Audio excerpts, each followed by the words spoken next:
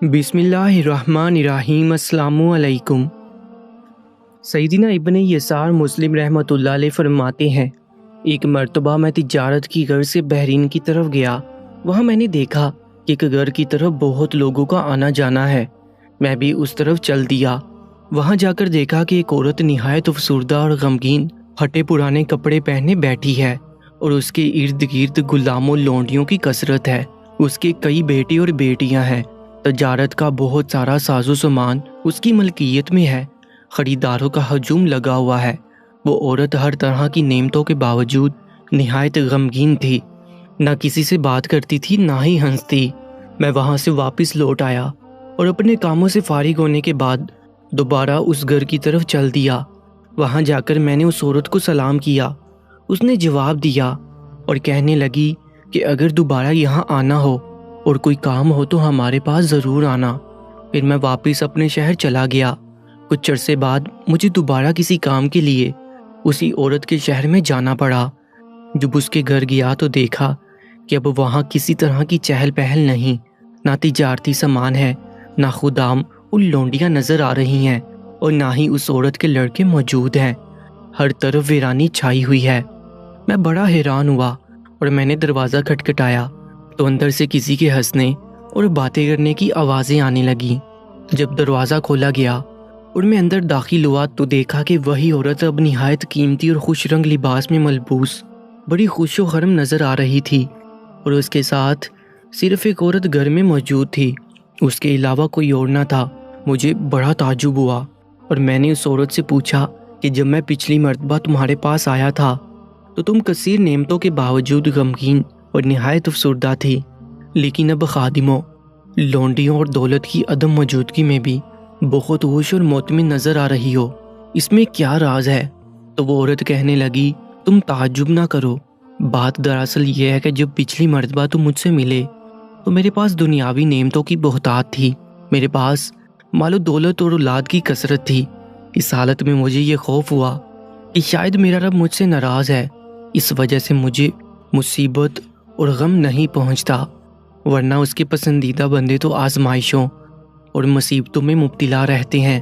उस वक्त यही सोचकर मैं परेशान और गमगीन थी और मैंने अपनी हालत ऐसी बनाई हुई थी। इसके बाद मेरी मालो औलाद पर मुसलसल मुसीबतें टूटती रही। मेरा सारा असासा ज़ाया हो गया है। मेरे तमाम बेटों और बेटियों का इंतकाल हो गया। खुदाम और लौंडियाँ सब जाती रहीं और तमाम दुनियावी नेमतें मुझसे छीन गईं। अब मैं बहुत खुश हूँ कि मेरा रब मुझसे खुश है। इसी वजह से उसने मुझे आजमाइश में मुब्तला किया है। बस मैं इस हालत में अपने आप को बहुत खुश नसीब समझ रही हूँ, इसलिए मैंने बहुत अच्छा लिबास पहना हुआ है। हज़रत सैयदना यसार मुस्लिम रहमतुल्लाह अलैह फरमाते हैं, इसके बाद मैं वहाँ से चला आया और मैंने हज़रत सैयदना अब्दुल्लाह बिन उमर रज़ी अल्लाह ताला अन्हो को उस औरत के मुतल्लिक बताया तो वो फरमाने लगे, उस औरत का हाल तो हज़रत सैयदना अय्यूब अलैहिस्सलातु वस्सलाम की तरह है और मेरा तो ये हाल है कि एक मर्तबा मेरी चादर फट गई। मैंने उसे ठीक करवाया, लेकिन वो मेरी मर्ज़ी के मुताबिक ठीक ना हुई तो मुझे इस बात ने काफ़ी दिन गमगीन रखा। एक वाक़या मनकूल है कि हज़रत सैयदना अनस रज़ी अल्लाह ताला अन्हु फरमाते हैं, हज़रत सैयदना अबू तलहा रज़ी अल्लाह ताला अन्हु का बेटा जो कि हज़रत उम्मे सलीम रज़ी अल्लाह ताला अन्हु के बतन से था, वो फौत हो गया। हज़रत उम्मे सलीम रज़ी अल्लाह ताला अन्हु ने तमाम घर वालों से कहा कि जब तक मैं अबू तलहा को बेटे की वफ़ात का ना बताऊं, उस वक्त तक कोई भी उन्हें इसके मुतल्लिक ना बताए। जब हज़रत सैयदना अबू तलहा रज़ी अल्लाह ताला अन्हु रात को घर तशरीफ़ लाए तो हज़रत उम्मे सलीम रज़ी अल्लाह ताला अन्हु ने उन्हें रात का खाना पेश किया और जब आप रज़ी अल्लाह ताला अन्हु खाने से फारिग हो चुके तो हज़रत उम्मे सलीम रज़ी अल्लाह ताला अन्हु ऐसा बनाव सिंगार किया कि इससे पहले कभी नहीं किया था। फिर हज़रत सैयदना अबू तलहा रज़ी अल्लाह ताला अन्हु ने उनसे हम बिस्तरी की और जब आप रज़ी अल्लाह ताला अन्हु फरागत पा चुके तो हज़रत उम्मे सलीम रज़ी अल्लाह ताला अन्हा ने कहा, ए अबू तलहा रज़ी अल्लाह ताला अन्हु, आपका क्या ख्याल है कि अगर कोई चीज़ ईमानत के तौर पर दी जाए और फिर वो ईमानत उनसे तलब कर ली जाए तो उन्हें वो ईमानत वापस करनी चाहिए या नहीं? आप रज़ी अल्लाह ताला अन्हु ने फरमाया, उन्हें ज़रूर वो ईमानत अदा करनी चाहिए। ये जवाब सुनकर आप रज़ी अल्लाह ताला अन्हा ने कहा, बस आप रज़ी अल्लाह ताला अन्हु अपने बेटे को इसी तरह गुमान करें, यानी वो भी एक ईमानत थी جو واپس لے لی گئی۔ انہوں نے صبح حضور نبی پاک صلی اللہ علیہ وآلہ وسلم کی بارگاہ میں حاضر ہو کر سارا واقعہ بتایا تو غمخوار آقا صلی اللہ علیہ وآلہ وسلم نے یہ دعا فرمائی، اللہ تمہاری اس رات میں تمہارے لیے برکت عطا فرمائے۔ پھر حضرت ام سلیم رضی اللہ تعالی عنہ حاملہ ہو گئیں۔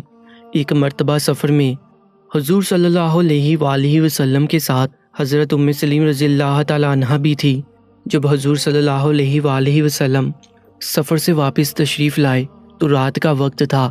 آپ صلی اللہ علیہ وآلہ وسلم سفر سے واپسی پر رات کو مدینہ میں نہ جاتے۔ آپ صلی اللہ علیہ وآلہ وسلم مدینہ کے قریب پہنچے تو حضرت ام سلیم رضی اللہ تعالی عنہ کو درد ذیل اٹھا۔ چنانچہ حضرت سیدنا ابو طلحہ رضی اللہ تعالی عنہ کو ان کے پاس ٹھہرا دیا گیا اور آپ صلی اللہ علیہ وآلہ وسلم آگے تشریف لے گئے۔ حضرت سیدنا ابو طلحہ رضی اللہ تعالی عنہ نے بارگاہ خداوندی میں عرض کی، اے میرے پروردگار، تو خوب جانتا ہے کہ میں تو اس بات کو پسند کرتا ہوں کہ جب مدینہ طیبہ سے نکلوں تو تب بھی تیرے محبوب صلی اللہ علیہ وآلہ وسلم کا ساتھ ہو، اور جب مدینہ منورہ میں داخل ہوں تب بھی تیرے محبوب صلی اللہ علیہ وآلہ وسلم کی رفاقت نصیب ہو۔ اور تجھے معلوم ہے کہ اب میں کیسی آزمائش میں مبتلا ہو گیا ہوں۔ حضرت ام سلیم رضی اللہ تعالی عنہ نے عرض کی، اے ابو طلحہ، اب میں پہلے کی طرح شدید درد محسوس نہیں کر رہی۔ چنانچہ ہم چل پڑے اور مدینہ منورہ آئے تو انہیں دوبارہ درد ذیل شروع ہو گیا۔ حضرت سیدنا انس رضی اللہ تعالی عنہ فرماتے ہیں کہ پھر میری والدہ نے مجھ سے فرمایا، اے انس رضی اللہ تعالی عنہ، تم جب تک اس بچے کو رسول اللہ صلی اللہ علیہ وآلہ وسلم کی خدمت بابرکت میں نہ لے جاؤ اس وقت تک کوئی بھی اسے دودھ نہ پلائے۔ چنانچہ میں صبح بچے کو لے کر بارگاہ نبوی صلی اللہ علیہ وآلہ وسلم میں حاضر ہو گیا۔ اس وقت حضور صلی اللہ علیہ وآلہ وسلم کے ہاتھ میں اونٹوں کو داغنے والا آ رہا تھا۔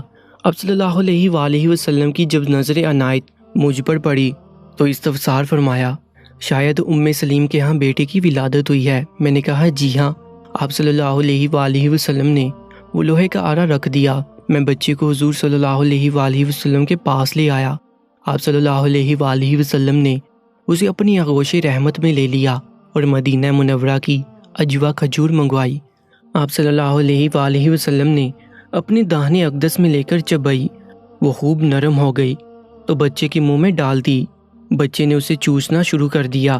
یہ دیکھ کر حضور صلی اللہ علیہ وآلہ وسلم نے اس بچے کے چہرے پر اپنا دست شفقت پھیرا اور اس بچے کا نام عبداللہ رکھا۔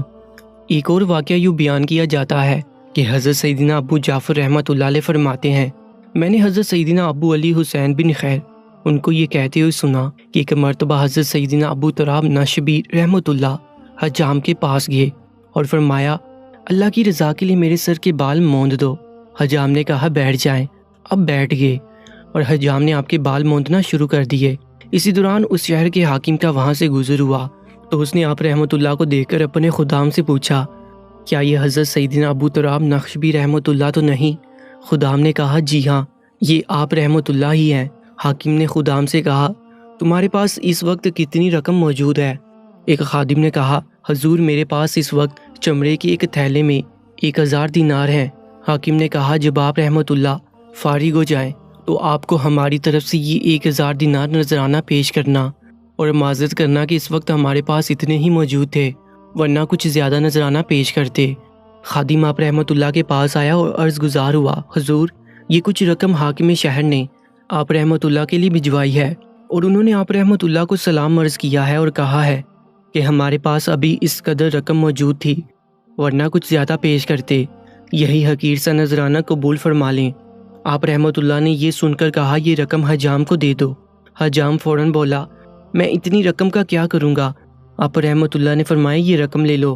حجام نے عرض کی، میں یہ رقم کبھی قبول نہیں کروں گا، خدا عز و جل کی قسم، اگر یہ 2000 دینار بھی ہوتے پھر بھی میں انہیں قبول نہ کرتا۔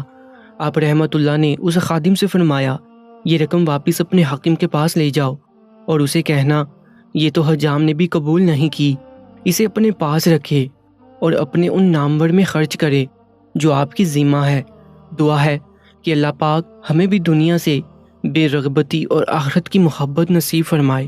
دوستو کامنٹ سیکشن میں آمین ضرور لکھیے گا، اور ایسے ہی ایمان فروز سبق آموز ویڈیوز کے لیے Urdu story time YouTube channel کو سبسکرائب کر لیجیے گا۔ اپنا بہت زیادہ خیال رکھیں۔ اللہ نگہبان۔